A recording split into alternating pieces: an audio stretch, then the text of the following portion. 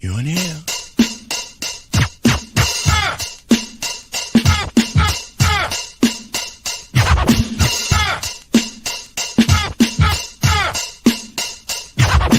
Fresh out of the freezer. Fresh, guess I was freeze up. Fresh out of the deeper freezer, cause I'm deeper than any voice on speakers. I can't hear y'all haters, you gotta speak up. I don't need to slow down, I need to speak up. Anonymous activity, Bobby B stuff. Jealousy's a key mask, emotion, and ease up. Fresh out of the freezer. Fresh, guess I was freeze up. Fresh out of the deeper freezer, cause I'm deeper than any voice on speakers. I can't hear y'all haters, you gotta speak up. I don't need to slow down, I need to speak up. Anonymous activity, Bobby B stuff. Jealousy's a key mask, emotion, and ease up. Fresh out of the freezer. Fresh, guess I was freeze up. Yep. Okay, wow, we did it. Yep, we did it right on time. Welcome. Thank you. So glad to be here. Glad to be like, here. Seemed like that was going to take forever, didn't it? Damn, it's about 200 degrees in here now, man. I'm like, I'm sorry. That wasn't me. My wife, so right there. I did it. That was not me. Hey, everything at the last minute. Welcome. Welcome Thank you. to the So glad Ultimate to be DJ here. Music Review and More Talk Show. I am your host, Miss Taj B. As you guys can have the gatekeeper of the Black diaspora in the building, Mr. Isaiah Imani. And oh my goodness, boy, just like the last time we were having some difficulties. I got to prep my people like a week in advance before we get up here. Yeah, for real, man. For real. I knew, but you know what? No matter how much prepping I get, man, there's always something that comes up, you know? Like, these things, you got to make sure that you cover all your bases long before you actually make an appearance, you know? So. Yeah, I've glad been trying to be here, though. Yeah, I've been trying to brief my people like a week in advance after the last two shows because I have Repaton, who is a rapper on here. He couldn't seem to get his microphone to work. Right. I had Mr. Playdell Benjamin last week. We got his camera to work. We couldn't get the microphone to work. Right. So I was talking to him with the phone in my hand and his visuals on the screen, which was, it was pretty cool, but it was kind of frustrating, after that first week. And then when it happened to you this week, I was like, oh my Lord, not again. I went to praying. I don't know if you heard me over here talking about Lord, please. Because I recognize little strange stuff. You know what I mean? Like I start to recognize things when I see a pattern in it. I know that there's something else working at play. And a lot of people don't understand or even believe in spirit realm or God or that mode. But I sincerely do. And when I start seeing stuff like that, I know to unbreak that that hold. You get what I'm saying? Because sometimes I watch that hold be put on people to stop them from being able to go forward. Like I've been watching it in the spirit realm for a long time. I'm hoping me and Mamina Daz get into it because she's also a herbalist and stuff, and I'm quite certain that her being a herbalist, like I was kicking it with Dr. Tissa a couple weeks ago, understand the difference in between the what we call the earthly realm and spiritual realm. You get what I'm saying? So when I start seeing stuff like that, that's why you heard me start praying, because when I start seeing stuff like that, I know that it's not in the earthly realm. Right. It's in the spiritual realm. You know what I mean? But thank God, by the power and the way of Jesus Christ, I'm able and stronger than any stronghold placed against me. You get what I'm saying? Yeah, I'm stronger than any stronghold placed against me. And sometimes I make the spirits mad with that. But welcome. I wonder if anybody can hear. Can y'all hear me out there in YouTube land? Well, let me just say this. You heard me. They probably can hear me, right? Yeah, oh, definitely. I heard you loud and strong. You know, sometimes the application is overridden by your device. So my advice to future uh, folk who are going to appear on your show is to go into your own system and free up your device, because that's what I had to do after all of that rigmarole. I went into my device, into my microphone settings, right? Hmm. Privacy settings, and unprivatized it, which is Okay. what I probably have to do once I'm done with you, because as we well know now, um, people can spy on you through Facebook, through these applications and whatnot. If you don't have your privacy settings on, So for that reason, I'm always ultra on the alert to keep those things private, because you never know, you know. Isaiah, be truthfully honest. My computer is brand spanking new. Right. Right. I've only used it now twice. Okay. So only one So that could go really into your, break into this one right now. I don't have Facebook or none of that on there. But the only okay. person that could really break into this device right now is my teammate. Uh huh. If that makes sense to you, because I gave him permission to be able to break into it when I need something fixed or whatever. Right. So Right. Right. one of my teammates at the record at the radio station is the only one that could really jailbreak me right now. But I Right. even I even got on him and had him laughing about it. I was saying to him, "Don't be in here watching me walk around butt naked in here, Troy." So Yeah. he Yeah. said I That's what they do. he said I can only do that when you on StreamYard. So me and him was crying laughing about that. But welcome once Yes. You're again welcome. to the Glad to be Ultimate here. DJ Music Review and More Talk Show. And usually I have this thing that I do, right? Thank you, Lord, for allowing this stream. But what I Hmm. do is I usually have like a 5 question thing that I do, and I let everybody introduce themselves first because we're not cammed up. I think we ought to do the introduction first. Can you introduce yourself to the people? Yes. My name is Isaiah Imani. I am, as I introduced myself earlier, a cultural gatekeeper for the African diaspora. Many years ago, I began to study the culture of African people, particularly those in diaspora, because I wanted to find that connection that we had to the motherland. Mm-hmm. And it has been a great journey for me. So much so that I started my own little Facebook page. It's called DAP, which is the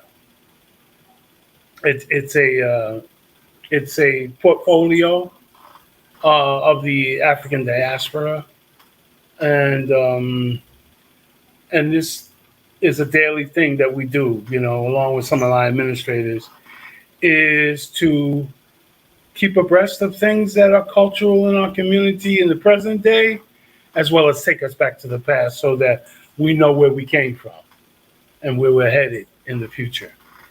So Yes. that's my thing now. But of course, I was a working man. I've worked for the MTA. I'm retired from that. I'm a father, an ex-husband, and just a regular guy. Isaiah Imani, we got another one of the podcasters over here. Hassan Tahir Show is giving you a salute, a welcome. Thank you, Hassan. Appreciate you. Okay, so Appreciate now you. I don't know if you know what I do, but I do this 5 question thing, Mm-hmm. where I ask 5 questions, specifically uh, tailored to what you do, and Okay. it gives us a chance to go into a, like an open, broader conversation. And then after we answer the question, then we get a chance to clown out a little bit. So, you Okay. ready for the questions? Sure. Sure. What inspired you to I hope. focus on? They not too bad. I'm pretty cool with it. I ain't too bad with it. What Okay. inspired you to focus on pictorial history, particularly related to the African diaspora? That's a great question. You know, Oh, the for a long questions is time it was groovy. just me. The questions Okay, is I'm sorry. groovy. I'm It's a sorry. Go great ahead. question. No, it's a great question because for a long time it was just me and my books. You know what I mean? And I Hmm. really didn't have an outlet. As a matter of fact, I remember a time, say in the early 2000s, when I, started to, people would call it spam. I started to spam all of these different black personalities, and I'd start conversations with them via my email, and I was very fortunate because I would contact people like Amiri Baraka, people who were my heroes, Hmm. in the culture, in the black cultural world, and the activist world. And I guess maybe it was because of my way with words, written words, that is. They took me seriously and they would just have these conversations with me. And sometimes they would shoot back an email that I wasn't even expecting. Or somebody told me one day, go on Facebook. That would be pretty good place for you to expand your horizons with this. And Yeah. so when I got on Facebook and I learned that I could actually transfer photos that I had collected to Facebook, and kind of, I don't like saying I teach people. I don't. I just try to provide information, and then you teach yourself. Uh, but the Facebook was my connection to other brothers and sisters, who I might not ordinarily meet, such as yourself. Yes. Yes. So I don't know if that answers your question. Did I beat around the bush with that, or No, it was absolutely, it was right on point because okay? it segues into the next question. That's why I like to hear what you say, because the next question says, how do you select the images and photographs you use in your work, and what criteria do you apply to ensure their historical significance and accuracy? Another great question. Another great question. One which I'm not. Oh, the I questions don't know is if I'm groovy. sufficiently prepared to answer, but first of all, it has to appeal to me on a aesthetic level. You know, um, it also has to appeal to me for its spontaneity. Um, like someone who is a famous person who, with their guards down, they took a photo. Not this studio stuff, but Hmm. a photo, and it just comes off like so powerful. Like I posted a picture the other day of Jesse Owens, the Olympic sprinter, Hmm. kissing his wife. And when you look at this picture, of course, we all see ourselves when we're viewing a picture like that. But my thing was, as I saw this picture, here was a man deeply feeling his woman, you know, and I was hoping that in posting that picture, others would kind of feel what I felt. You know what I mean? I Yeah. mean, sometimes you post pictures that don't go over well. They just as flat as a pancake. But you give it your best try. But I hope to also get people to ask questions about the photo. Where it was taken, why it was taken. You know, the location where it was taken. Things like that, so that we can dig deeper. Hmm. So that's pretty much a criteria for me. You know, the aesthetics Okay. of it and the spontaneity of it.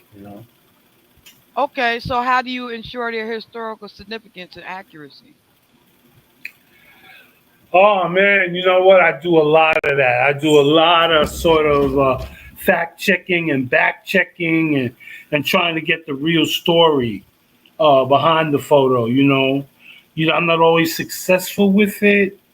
Because I post a lot of photos and I'll be spending my whole life trying to find a real backstory. I mean, oftentimes when something or someone else supports the backstory, the sources, as we say, the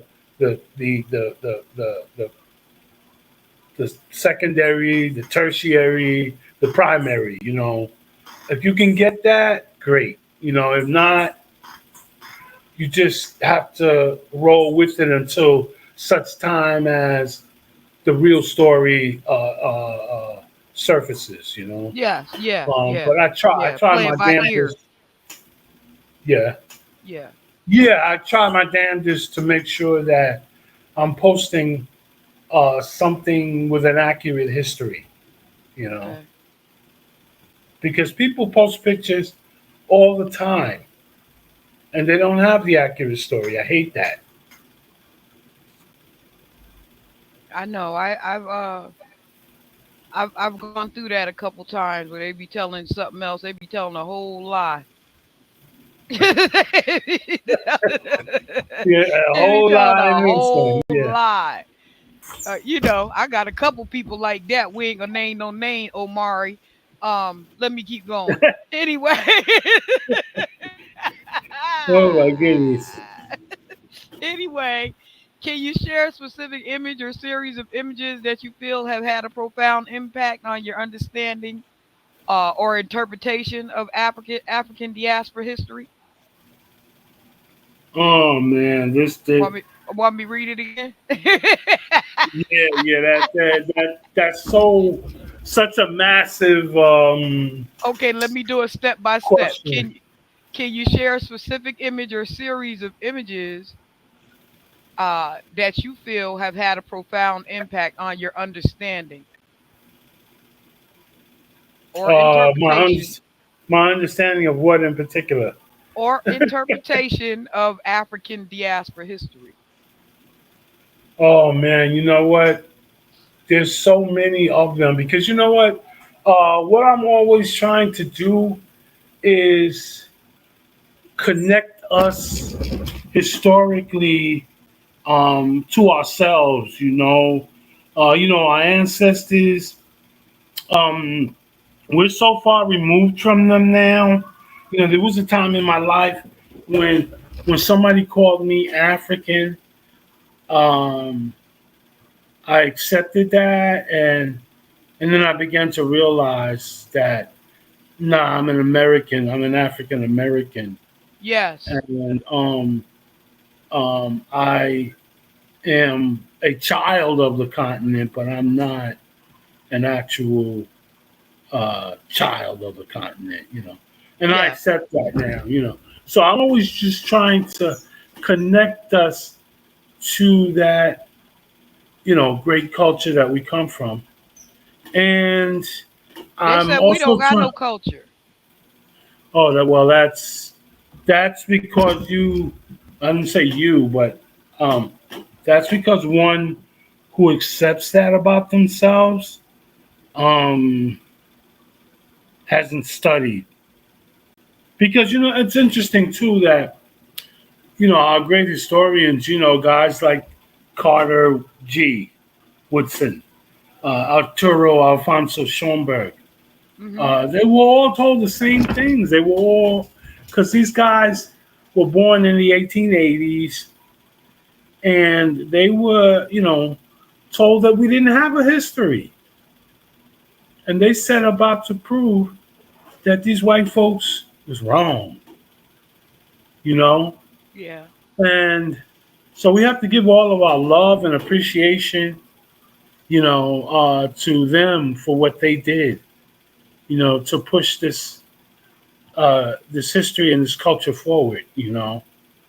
I mean, um, getting back to your question a little bit, I'm always trying to find out, the origin stories of, you know, our ancestors. You know what I mean? Mhm. Because our ancestors came over here. I believe 30% of the ancestors who came over here, they were Muslims. There were no Christians who came over on that ship, on those ships. The Christianity was learned in this hemisphere. Um, so about 70% of us who arrived here, we arrived with the cultural Well, uh, 70% of us were original. already here. But go ahead. I'm sorry. I'm sorry. Yeah, We'll get into that afterwards. I'm sorry. yeah. So we came here with um, traditional African religious background, you know. So um, I'm always trying to connect us to that, you know, Mhm. because I personally I'm not religious. I don't subscribe to religions, but I do subscribe to the fact that we came over here a very different people than we are now. Yeah. You know, and I'm not necessarily trying to return us to that, but I want us to know that whenever we are encounter people who want to question our Africanness, we can show them very real connections to the continent and its cultures. There's not one culture; there's like many cultures. Um, so I'll let Okay. you continue with your questions and stuff. Okay. No, because I got a couple after we finish the five. I want to say a couple things. How do you address the challenges of preserving and authenticating historical photographs, especially those that are rare or have been subject to deterioration over time? You know what? I just keep posting them, and I definitely keep hoping that people will share them, and they reach as many people as there are Black people on this planet. Yeah. Because I myself don't own these pictures. These are pictures that I've collected from the internet. You know, Yeah. and I'm glad I don't own them because, but that's another story. Uh, so I want the pictures to be shared, and that's how we continue to preserve them. You know, and preserve the history. Okay. Okay, that's question number four. So we doing pretty good. In what ways do you believe pictorial history can complement or enhance traditional textual historical narratives about the dispersed? Oh man, because pictures, as we often say, pictures are worth 1,000 words. They're worth 1,000,000 words, depending upon who you are. What type of emotional connection you have to the pictures. You Mm-hmm. know, so and they kind of bring you to that essence of history. Like I'm often being quoted now saying to brothers and sisters that our culture, the thing that we practice daily, is far more important than the history we get out of books Mm-hmm. because that's all theoretical stuff, you know. But if I can touch it, if I can taste it, I could feel it, I could hear it, you know. We all do that. Anytime we listen to some music made by people of African descent, we don't care whether it's soul or samba or Afro-Cuban, Santeria, whatever it is, salsa.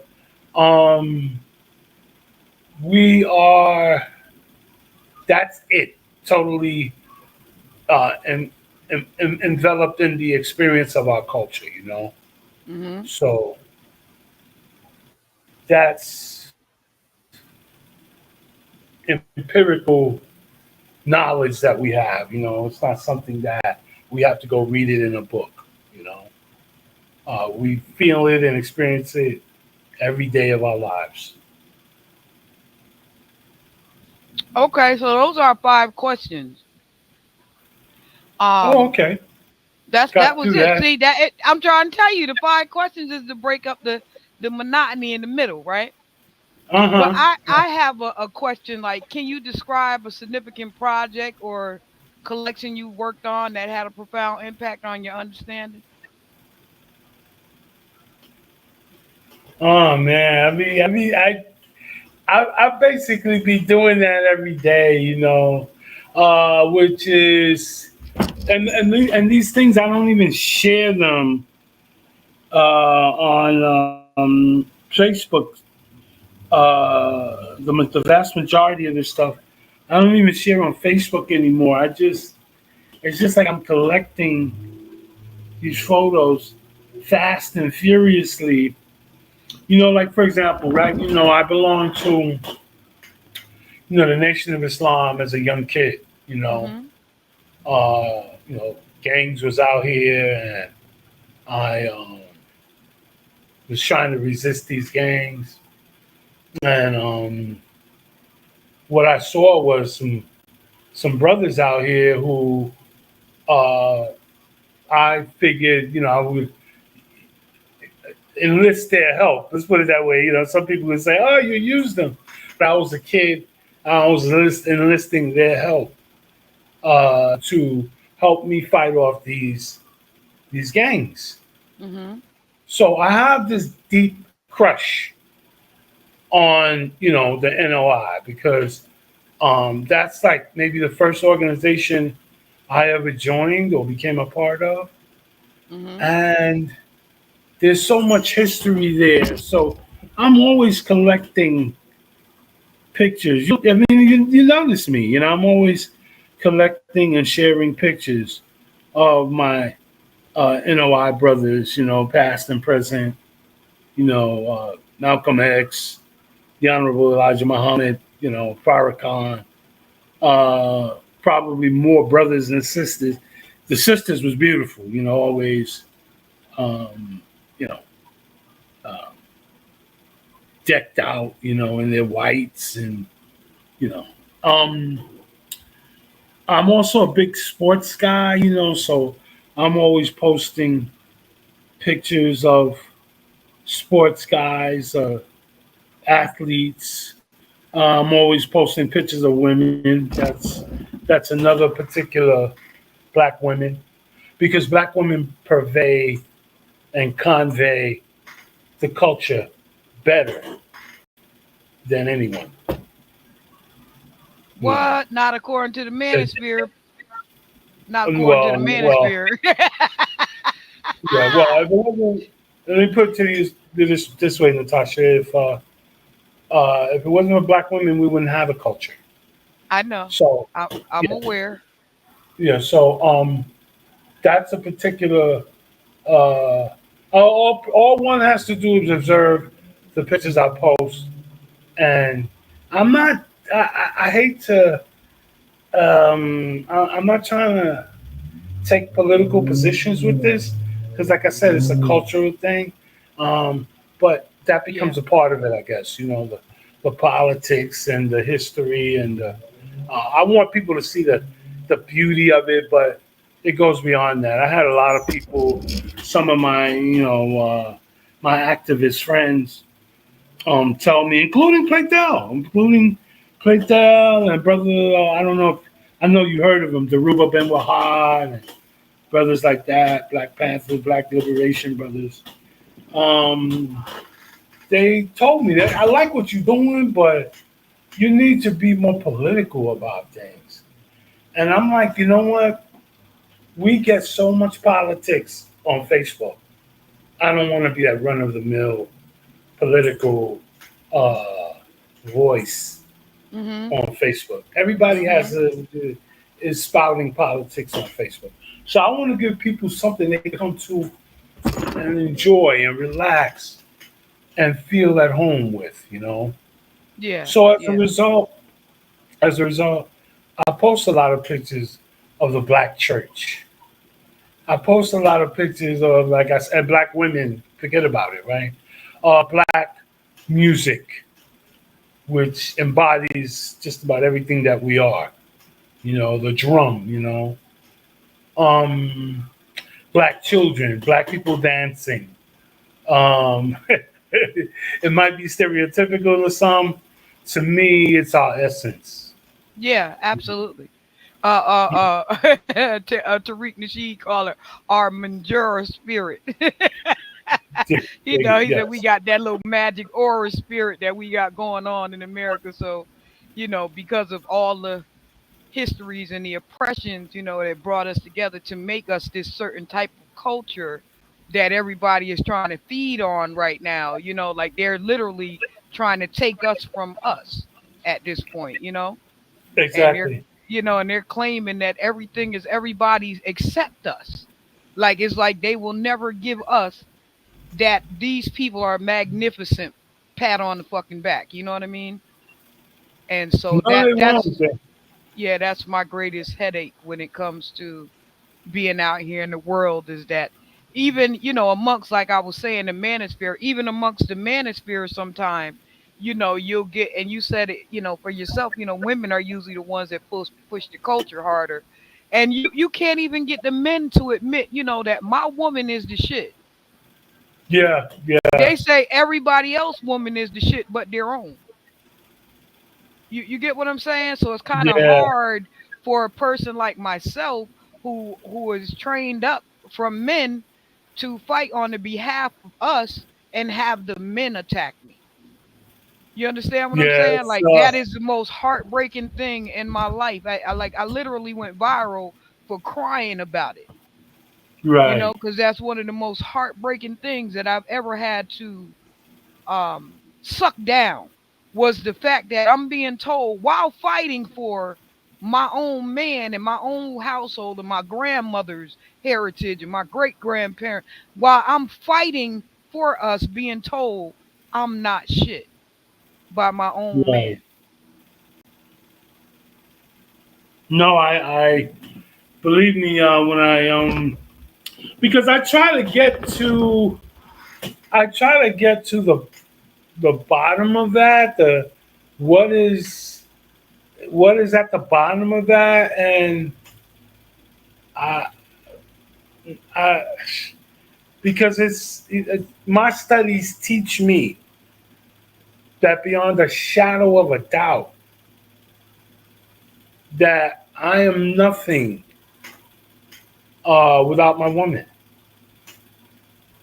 I'm absolutely nothing without my woman, Hmm. and I can hold that. You know, I'm an incomplete person without my woman, and I can hold all of that without feeling inadequate. But I don't know.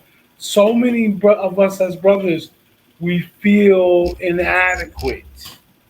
You know, and this is what amazes me. You know, hey, look, I didn't have the greatest relationship with my mom, but I learned some things from my mom What that about your dad? continue to resonate with me. My dad was cool, you know, but my dad died when I was 13. Okay. Um, so I didn't get to experience the fullness of a relationship with him. It's just Okay. that young kid shit, you know. And If when you did don't your mind beef me start with cussing. your mom? No, no, no. It's okay. We way past the 2 minutes. Well, my mom was distant. She's a distant woman, but Before a or lot after of your dad? what was that? Before or after your father? Uh everything. Every before, during, after. She was just here's the thing with my mom, I think, you know, I mean, first of all, grandma was distant. She was very harsh, Yes. very cold, and to an extent, I mean, my brother uh who spent five I wish my brother was here doing this interview with me. Because he's a incredible human being to me. But he spent 5 years living with her in South Carolina, And he told me one day, he said, "You know what, man? Grandma loved us, but there was time I just felt like that woman fucking cruel, man." And I was like, "Really?" He said, "Yeah." And one of my sister, who a little older than me by a few years, she went down south one time and she called my grandmother cuckoo. Oh, that woman cuckoo. And she was a young girl at the time. They sent her back here quick, right? Sent her back to Brooklyn quick. But so my mom, that's how she came up, Yeah, and she was probably she couldn't shouldn't. pour Yeah, into I you. told my Yeah. mom, my mom maybe shouldn't even had a lot of kids.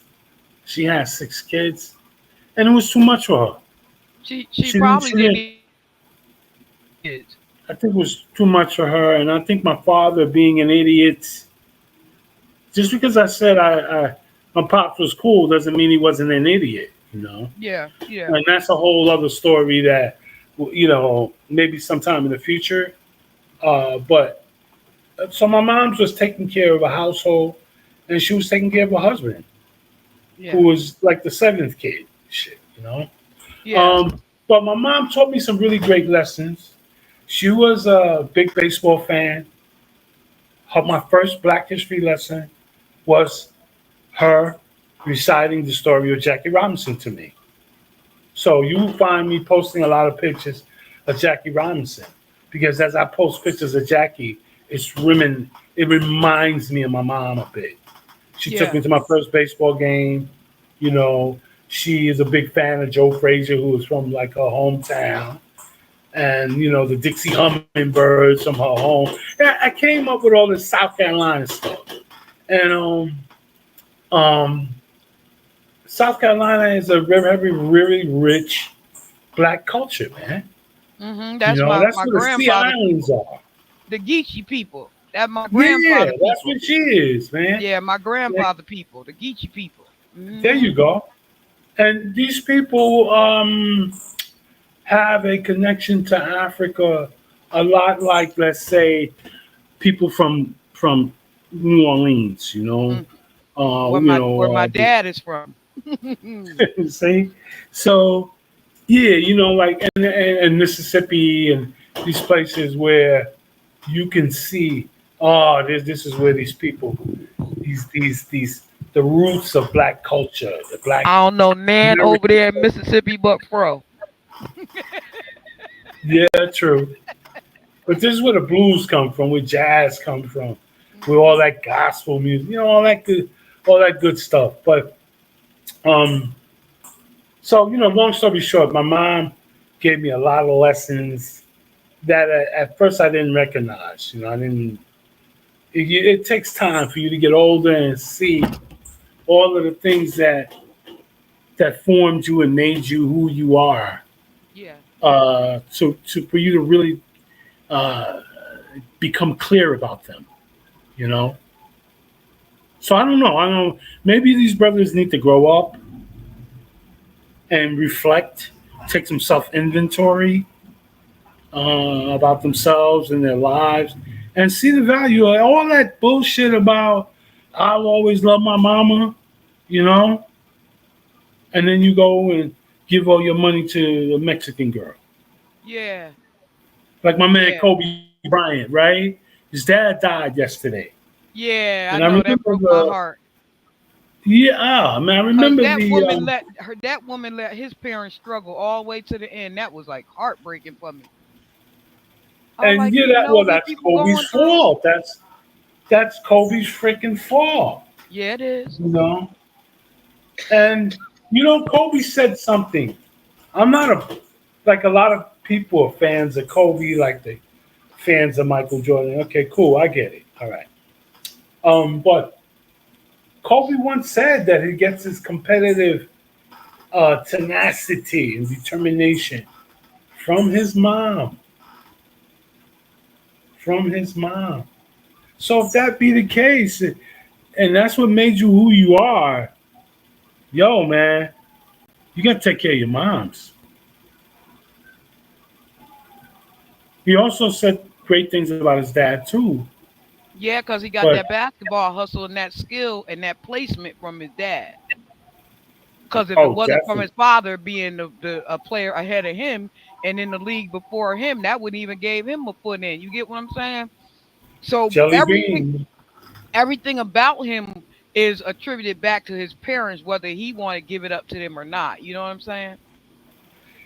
Yeah, he just let somebody come in there and boss him around and use her little whatever to manipulate millions of dollars out of the black community. Um, and unfortunately, too many of us fall prey to that, fall victim to that. Well, can I give you my theory real quick? Sure.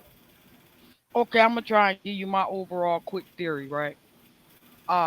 My theory to that is that how else do they reap their money back that they just gave y'all?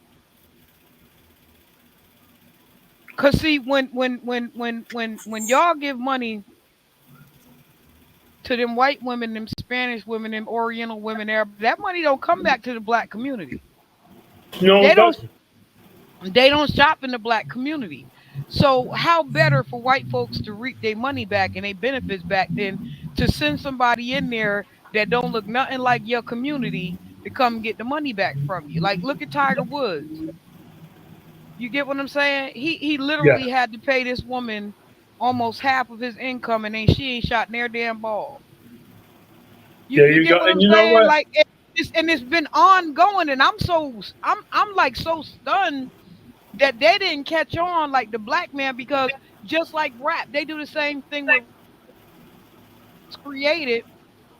Once they started seeing Sidney Poitier and all the millionaire movie stars and stuff started marrying white women, then the black basketball players and the black baseball players, the black athletes started stepping up as a so-called plan, like Jim Brown said, for them to be able to come in and help the community. But then when they got Right. rich, they didn't help the community. They helped Right. the other people's community. Right. And so much so that they're talking down on us like what's his name LT? Is his name LT that's running with Donald Trump? What's his name? Running The, with Donald JB remember he Bernard. remember he was running for Donald Trump, the football player that was and his son was burning his ass up online. Oh, Was it Herschel Walker. yeah, Herschel?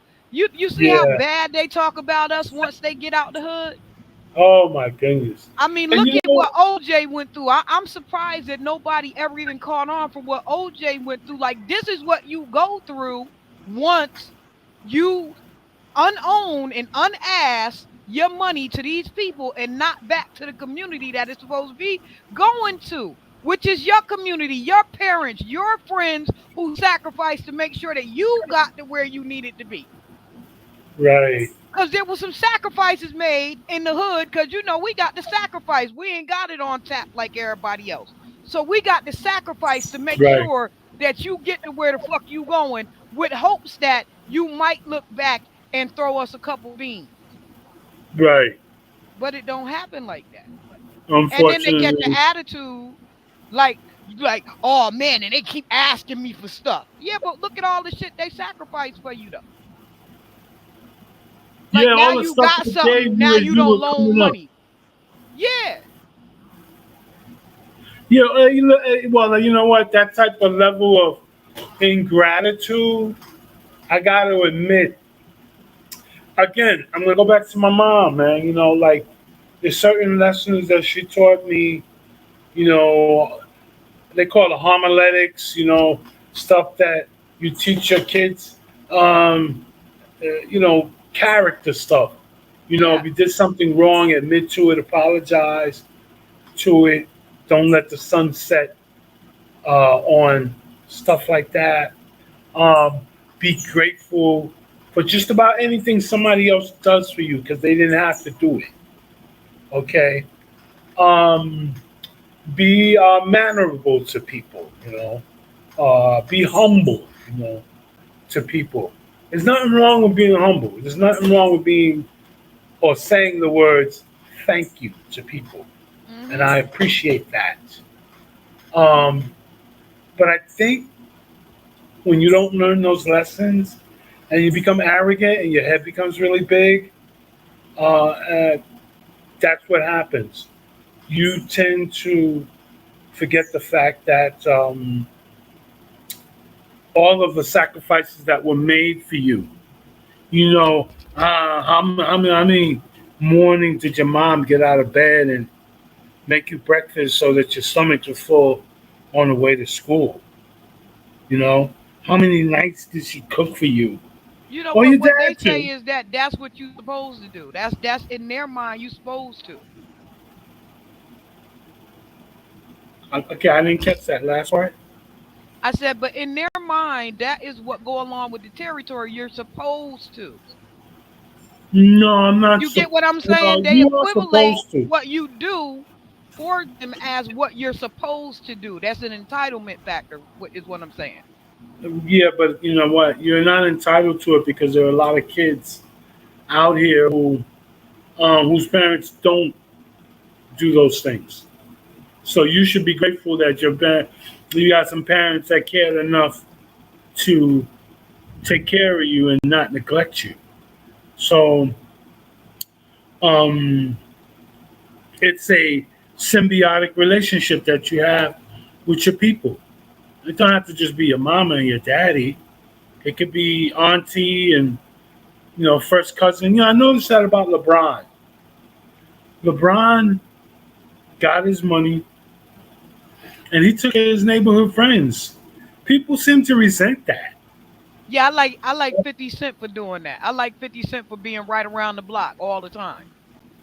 Like Hmm. even though he got up and he got up, I like 50 because he don't splurge his money on name brand stuff. He buy on the block stuff from the people on the block. Hmm. Like he shopped round the way. He said, I don't what why would I be spending $1,000 on this shirt just to walk around the corner for? Hmm. He said that's as far as we go once we got money because we can't go too much further than that once we got money. So Hmm. why would I spend $1,000 to go around the block? And he Exactly. make perfect sense when he can spend $5 at the store that he been spending his $5 for his white T-shirt at, and put on him a pair of jeans and a fresh pair of kicks and keep it going, and he's still straight. He's still clean. You Right. you understand what I'm saying? But they don't they Oh yeah. we don't seem to buy into that mental when it comes time for doing things, and out doing things because for some reason to keep up with these people who are spending like they said $6 for a shirt that they're charging you 2,500 for. They're spending $7 for a pocketbook that they're selling to you for $3,500. You get what I'm saying? and Right. and and this is another way of reaping back the money that they give us. You get what I'm Right. saying? Didn't Hmm. hear nothing about Puffy and all this stuff Puffy been doing all these damn. I ain't hear nothing about Puffy until Puffy said he ain't want selling people alcohol no more. He will open up his own shit. That's when I started hearing all the punches come out about Puff. You get what I'm saying? Cause Puff had been doing that stuff that he was doing for years, and ain't nobody said a word. Right. But when it all rained down on him was when he decided he didn't want to make money for somebody else no more. That's why when people ask me, and I've been asked like several times on every show, well, what do you think about Puff Daddy? I'm like, I don't fucking know Puff Daddy. Right. You get me? I don't know Puffy. Me either. Me and Puffy ain't never hung out. I done hung out with some people around Puffy, but I ain't never hung with Puffy. I don't know Puffy. I ain't Right. that Puffy ain't never did shit to me, and so therefore I can't speak on what Puffy did to anybody else, because Puffy didn't do nothing to me. I said what I see is the death of the black billionaire, and y'all can't see it. Right. No, I hear Like, cause you. I'm gonna stick in the vibe of the old school gangster where I don't know nothing. You get what I'm saying? Oh yeah. See, 'cause that's how they keep their money, cause they keep their mouth shut. Yes. All And they somebody stay got to out the do is public. Yeah, all they got to do is somebody throw something in they face black, and you see all the black people running. Y'all be like, what the fuck just happened? Yeah. It'd be like Yeah. that Bugs Bunny thing. All Polly on the rabbit. All Polly on the rabbit. You get what I'm saying? I'm looking around like, what just happened? And then you Yeah. have to ask Exactly. the question of what did he do to you though?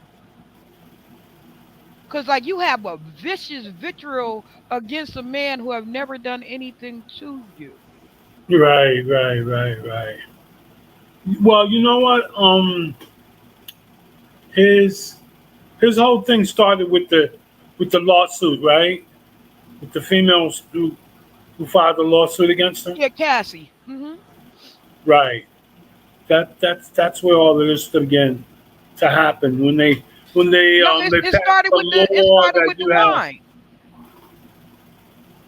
What was No, it that? started with the alcohol. It started with the alcohol. That was before Cassie. Oh, okay. Okay. Well, I thought it was when That they was began to pass the mm-mm, law that there's a statute of limitations now on who you bro. can. Yeah. That rollout came before Cassie. Look it up. You'll see what I'm saying. Okay. When I started noticing, and I'm gonna be quite frank, right? I'm gonna be quite frank. When I started noticing the attack on Puff Daddy was when he said no to Burner Boy coming up there to go get a Grammy because he said he hadn't worked hard enough in America to deserve a Grammy. How do he feel like he deserved a Grammy over everybody else? And then there was this big uproar. So what I noticed was the Africans coming in trying to take over hip hop, and they was gonna force their way into hip hop. And then when Puff Daddy said no, everything went awry. Oh, okay. Look it up, Isaiah. If you think I'm lying, look it up. Because he Okay. was on that Okay. Grammy board. And he said no to Burna Boy. Because Burna Boy had Right. just finished saying black people in America ain't got no culture while trying to co-opt our culture.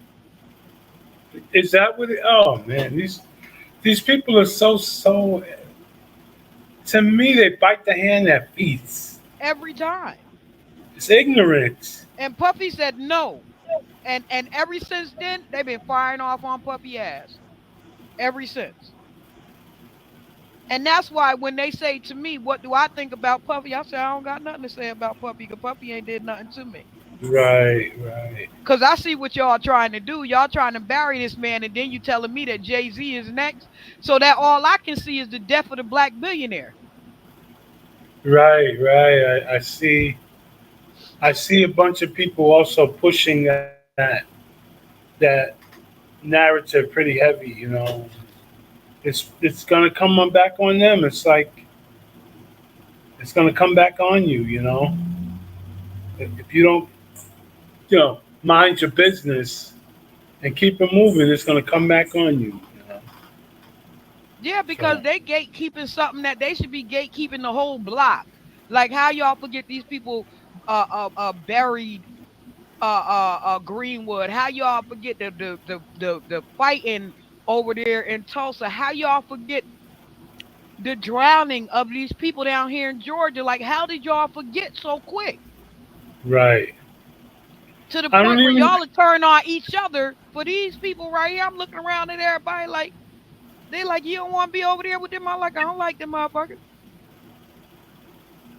Yeah, yeah, that why you don't like them out there? It can't be trusted. you see that just perpetuates our division, internal division, you know. It's ignorance. Straight up ignorant, man. So But it is my question for you would be, in your opinion, what role do pictorial histories play in educating and connecting younger generations to the diaspora with their heritage? Like, what can you share any examples where your work has made a impact, a tangible impact? I can't say I've had a tangible impact on young people per se, except maybe through their own parents or through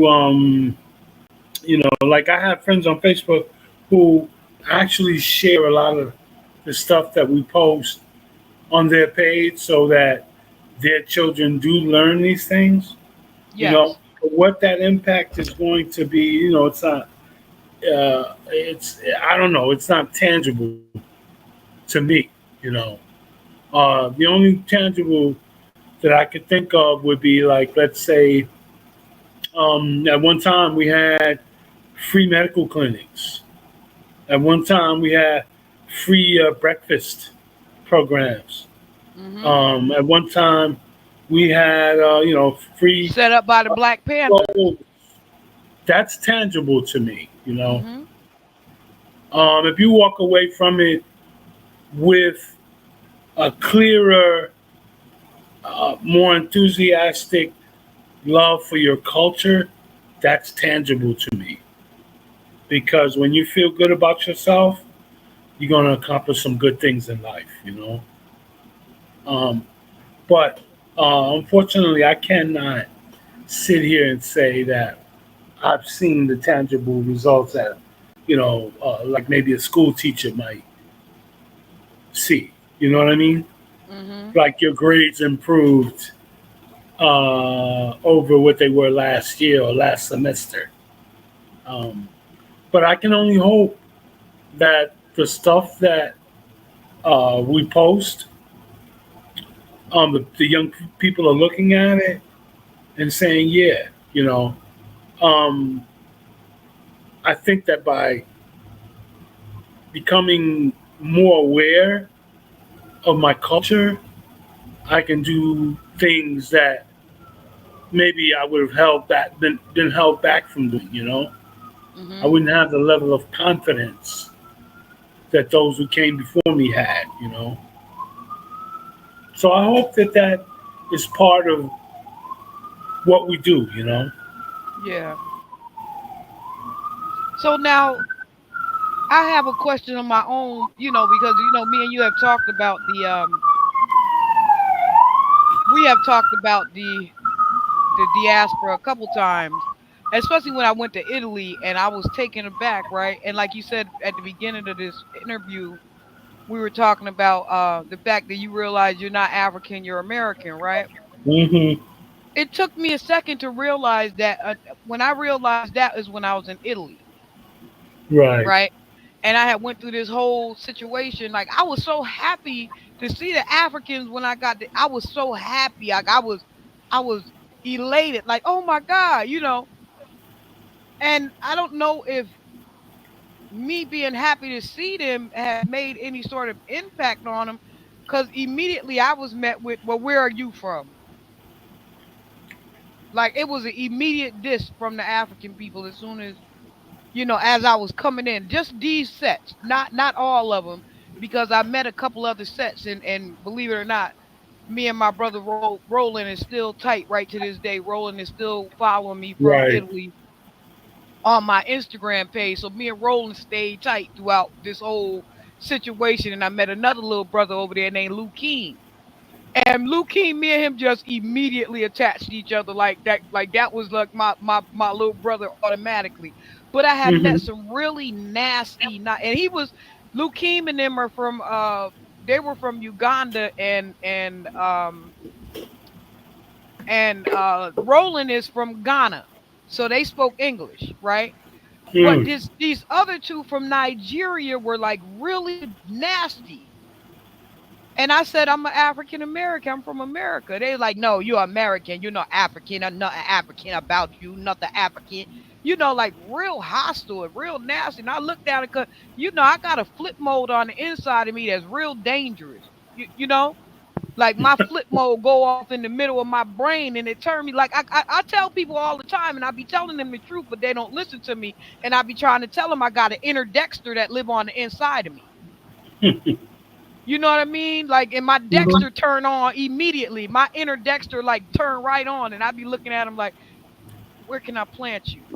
You get what I'm saying? So my brain, I had to shut my whole brain down when people start talking to me like that. You get what I'm saying? Mhm. Mhm. But so when he said it to me, I was so offended, but I didn't. I said, I just looked over at him because I recognized that you one of them slave traders. Mm-hmm. You get what I'm saying? That's what I Oh yeah. realized when he said it. I was like, oh, you one of them slave traders. I said, and so I said to him instead, I said, no, motherfucker, I'm one of them Africans that y'all sold to America, bitch. Mm-hmm. And then he was offended by me, like he was like, oh, and I'm looking at him like, nah, because that's how I feel when you hit me. I'm going to hit you back and I'm going to hit you hard. There you go. You get what I'm saying? So now I see this man again, right? Because he was so nasty and hostile. But by the time that I disrespect him so hard, we was getting off the train into where we were going in Azizi. You get what I'm saying? But I seen this man at Mm-hmm. the grocery store, like at two different grocery stores, and the disrespect that he received from those people were outrageous. Mm. They disrespect him at the highest level. When I tell you, and then he looked back at me for help. And I looked over at him because I'm a picky somebody when I want to be. And I looked at him and I Mm-hmm. smirked, like, nodded my head, like, see? And these were the Italians. Yeah, the Italians disrespect the hell out of them Africans. They do not like Right. them, don't want them over there, don't frequent anything around us, don't come around. They don't like them. But as Right. soon as they seen me, and I said to them, no, not African, not Americano. And I did it on purpose because that's what he said. Right. So I did it on purpose. I'm picky. I could be picky sometimes. Mm-hmm. And so I Mm-hmm. said that I said to them, nah, Americano. And then I looked over at him and smirked. They said, oh, Americano, welcome. See? Salute. Yes, yes, salute, salute. Salud. Buenasera, buenasera. They welcoming and saluting me. I looked over at him and smirked twice, not just at that store, but at a bigger grocery store down in San Vital. In River He Torto, I deserved had it. ran into. Yeah, I'm telling you, I smirked right on him. I straight played all in his face like a sucker. Like, see, like you Well, you know what? disrespecting you. You disrespecting me, who look like you, Exactly. and Exactly. everybody around us disrespecting you. And now you looking back at me for some help. I look down like, please, like I wish I would help you. Right. You get what I'm Well, you saying? So got one that's where I'm today. at with them right now. So when it was a good thing for me to bring you up that because of the name, Diaspora African Pictorial Page, right? Mm-hmm. And I just wanted to pick your mind about what do you think about what that is with us, with the African people, and why do they hate us so badly that way? Um. Well, you know what I noticed? I noticed that certain people,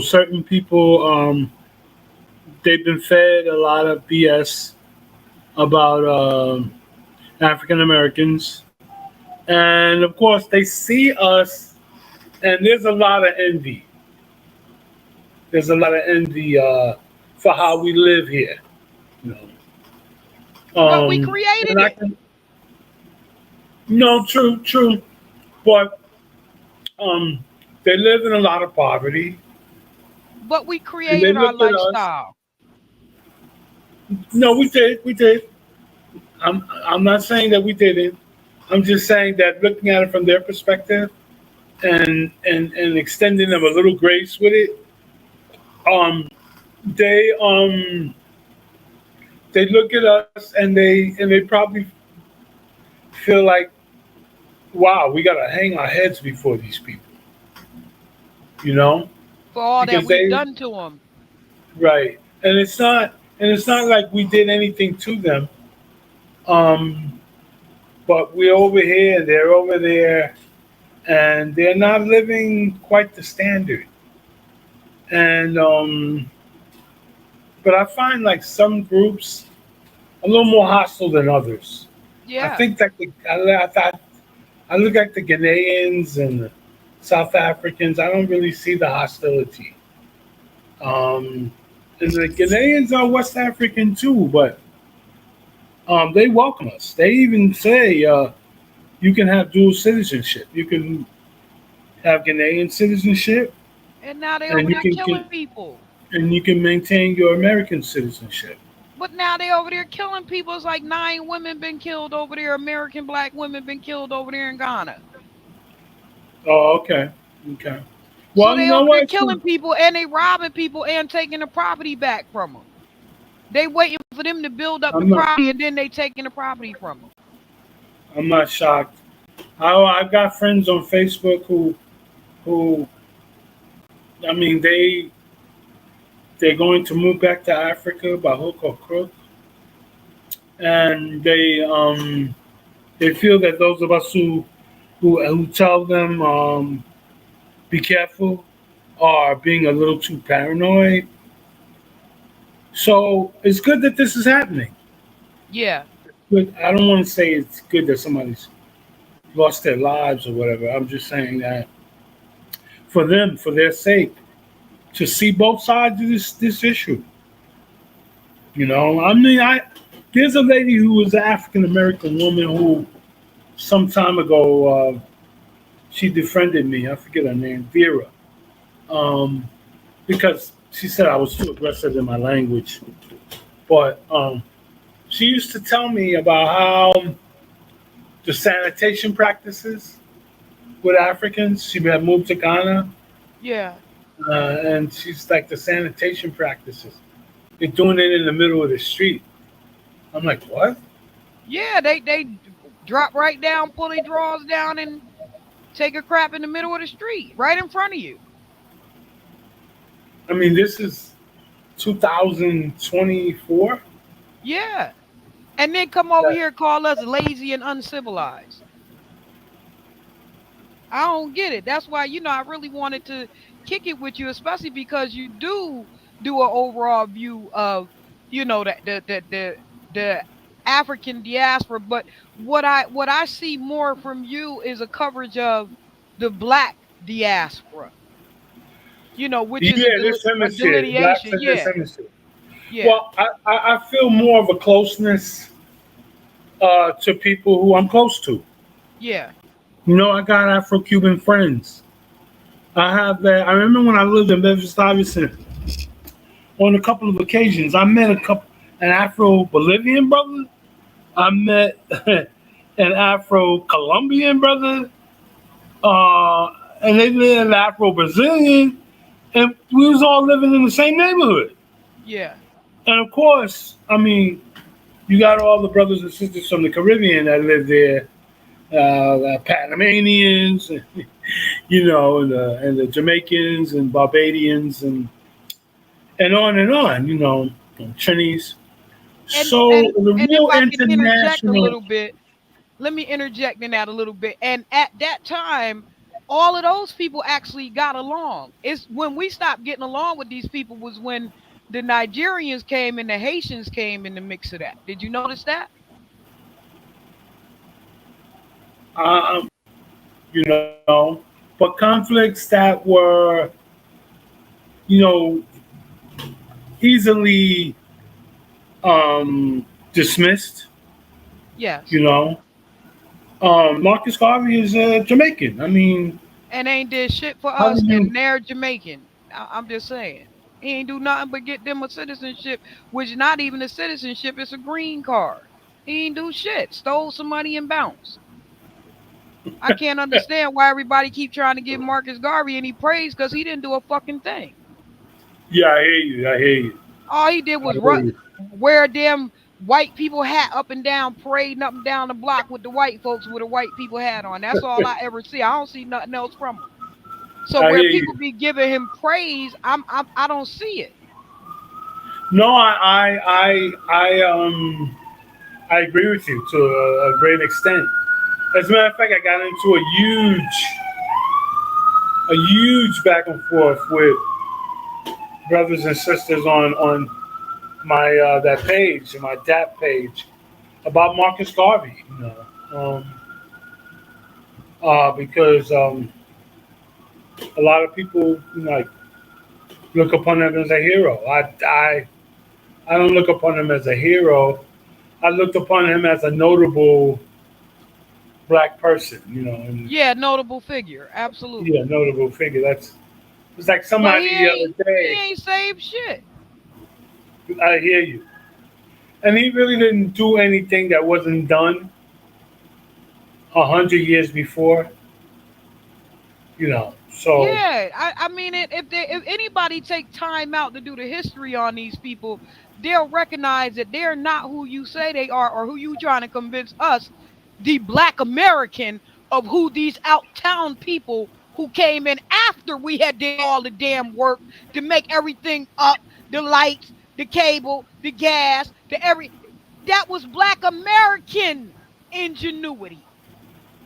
I hear So you. don't come in and try to make your people who didn't do shit for us our hero.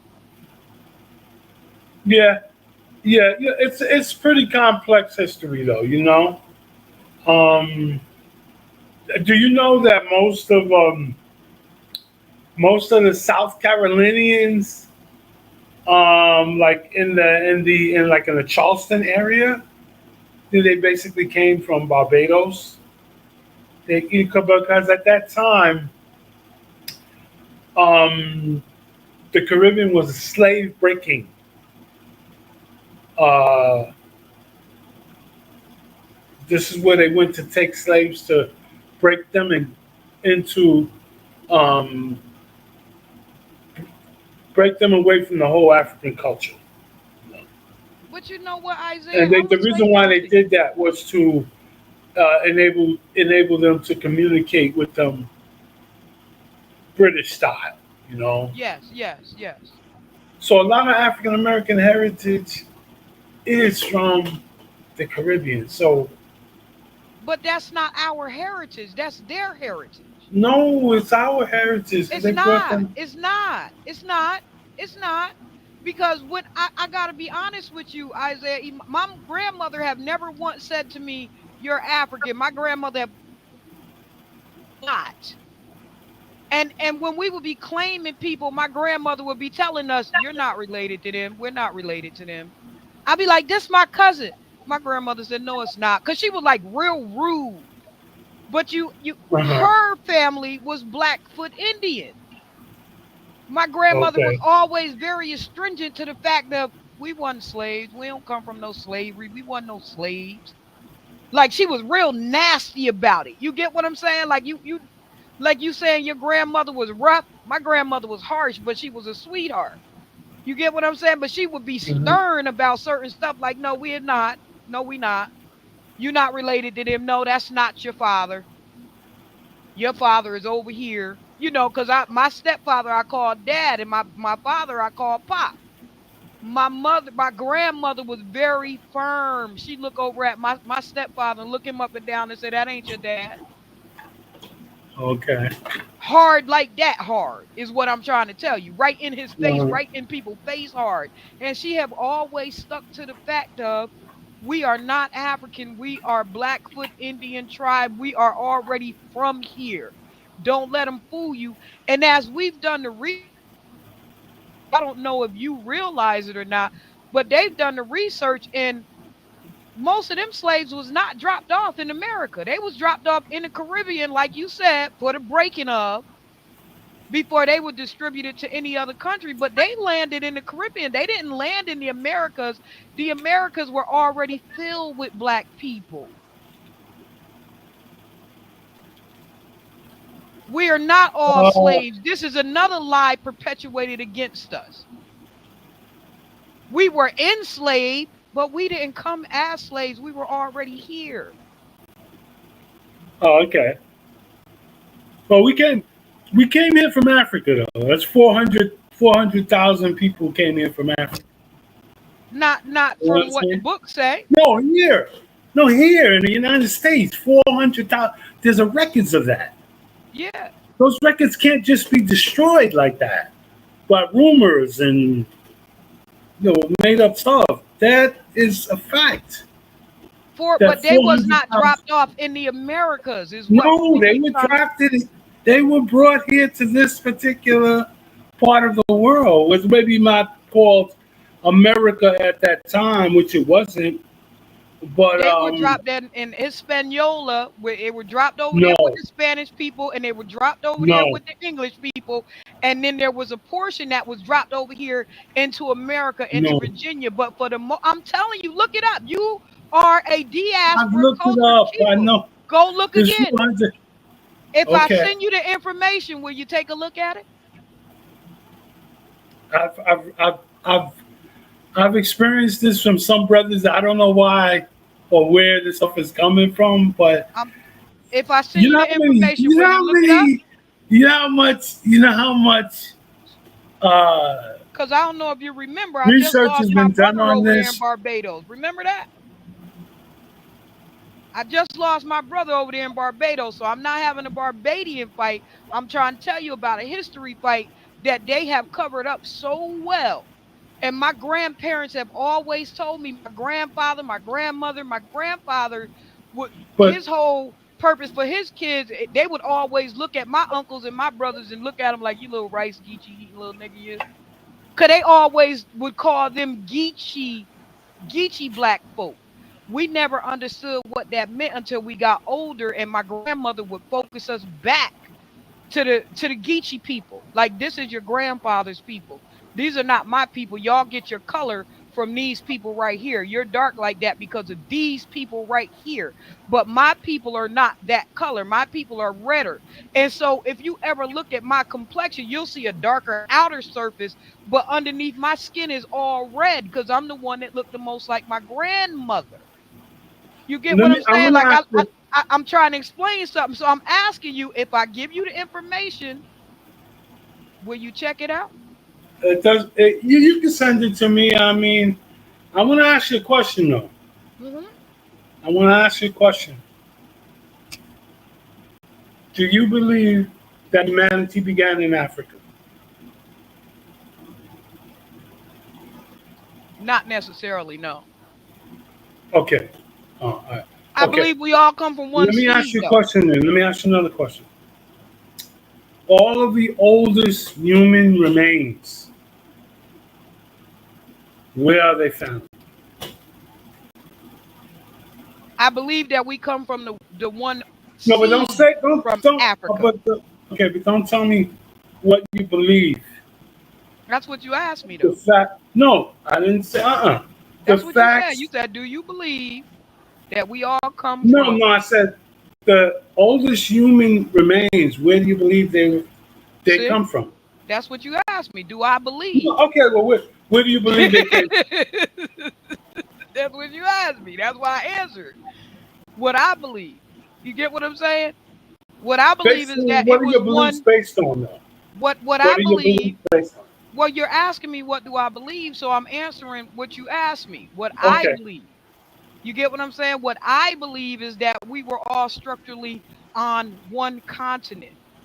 And what I believe is that continental drift, what happened along the way was a breaking of the hey Jamie, what the breaking of the planet, which is,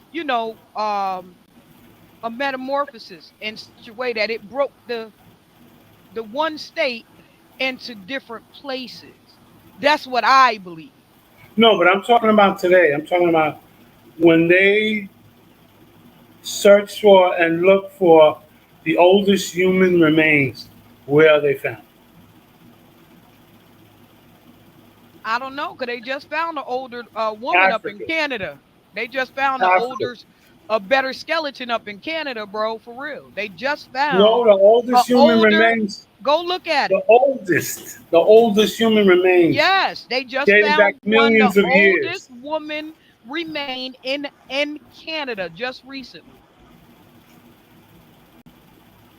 Okay, if you want to send me that information, you Yeah, can. that's what I'm trying to tell Okay. you. If I send you the information, will you take a look at it? Because I'll look at it. we, I'll look at it. But the yeah, oldest, the oldest human remains are was just always found found in Africa. was just found in Canada. The oldest woman was just found in Canada. You get what I'm saying? So You can, there's different fallacies to this and what people think it is. And like I said, my belief is that we were all one continent and that the continents broke.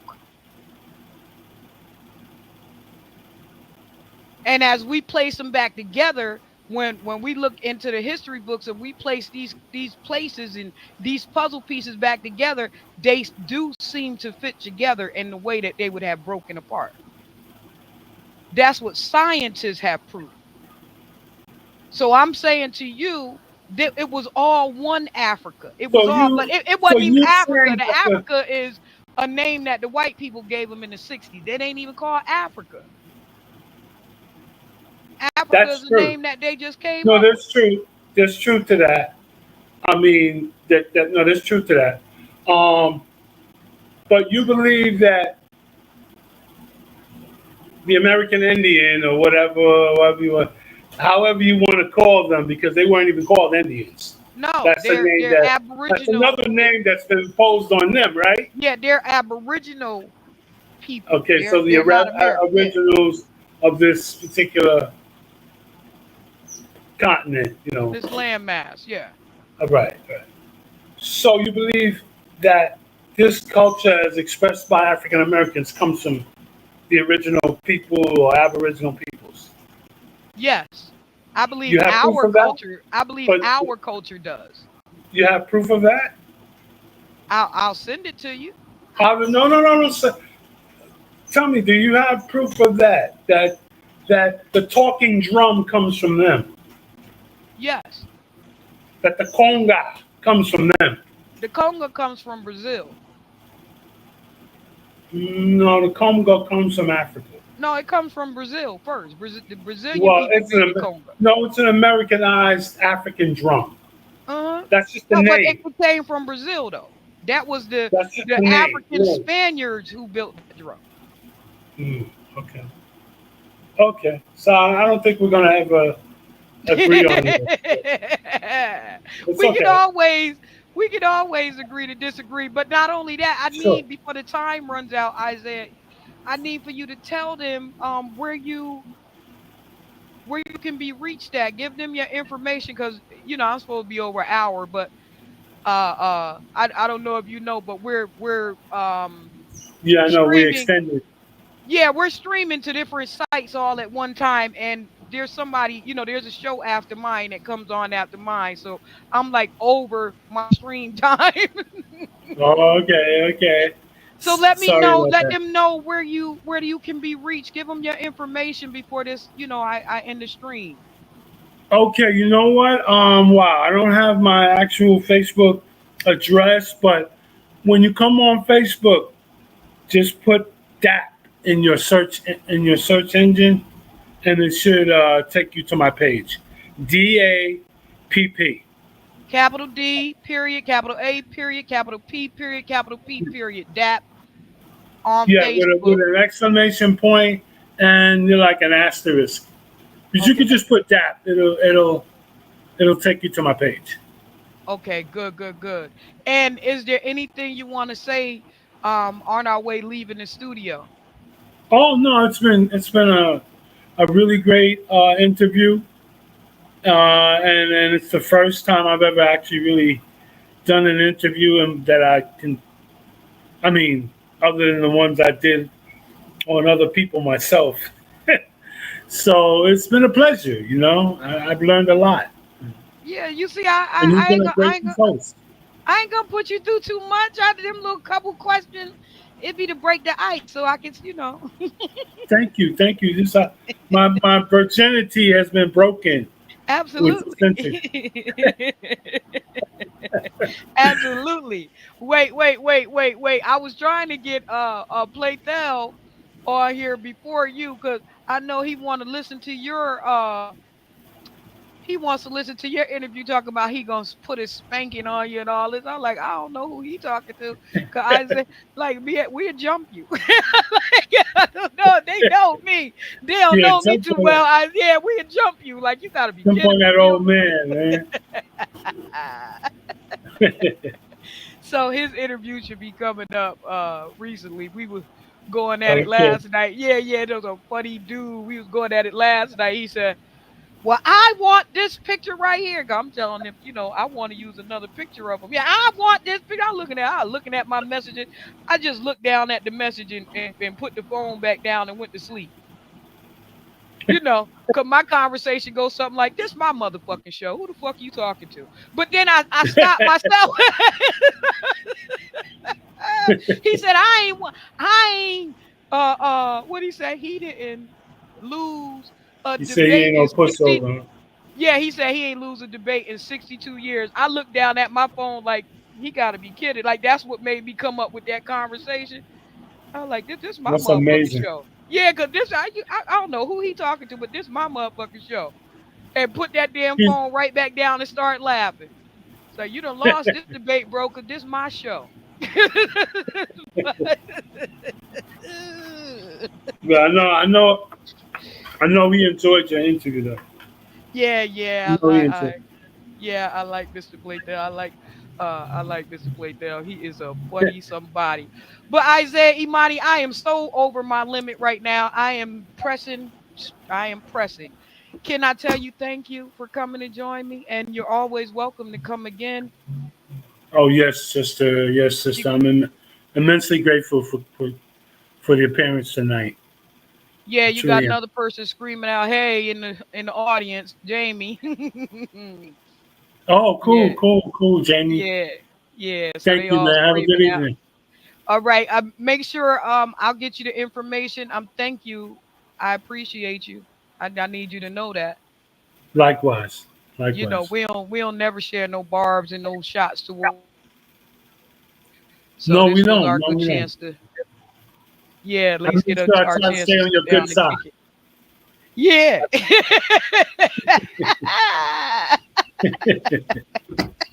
Don't tell nobody. I don't Don't want none tell of that. nobody. I don't want to be fall victim to that Geechee Yeah, that Dexter. uprising in Yeah, your temper. yeah, my instant Dexter that be flipping on that I be telling you about. That's wait, but Isaiah, that's why I say stuff like, listen to how you talking to me compared to how I'm talking to you though. Thank you, bro. I appreciate you. You're welcome. Most welcome. Yes, and I hope to see you on the page again, and we got to do it again sometime. Okay. Will do. Will do. All right. I thank Have a you. good evening. Well, guys, I'm thankful. You have no idea. This gentleman is always protecting my honor some kind of way, and I really so very much appreciate him. And yes, I will definitely get that information to him so that we can uh go through the paperwork and stuff. I am your host. You know, I always say God bless, and I'm gonna say God bless again because I had to pray to God for this stream to go right, and it got right before it got us. I just want to say thank you, Lord. In the name of Jesus, you're appreciated. And tell y'all next week we have somebody else. I don't know. Y'all go check the community page or check the Facebook page and you'll see it in there. And until then, we is Fresh out of the freezer. Fresh, guess I was freezed up. Fresh out of the deeper freezer, cause I'm deeper than any voice on speakers. I can't hear y'all haters, you gotta speak up. I don't need to slow down, I need to speed up. Anonymous activity, Bobby B.